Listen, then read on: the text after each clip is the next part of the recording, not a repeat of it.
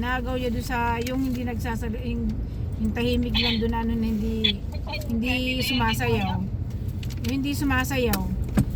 Hindi, di ba may nakaupo lang doon yung hindi sumasayaw? Nakaupo lang sa gilid, ayaw rin magsulat. Hindi raw kasi hindi raw kasi nagte-therapy yun. Ganun ano lang siya. O pag mga ilang minuto na nandun na siya naglalaro, nagtatatalo na siya doon sa likod. Ay, lalaro lang siya. Parang hindi rin siya nagsasalita. Yung nasa may bandang likod ko.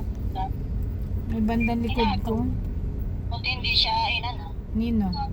Hindi naman nagtatatakbo lang doon. Yung isa doon yung bawal magalit ang teacher.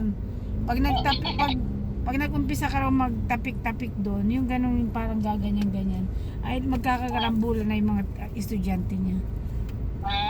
Kaya yung isang pinasusulat niya kan letter C, sumusulat siya ng letter C, tinatapik niya ganun yung bawal magalit ang teacher.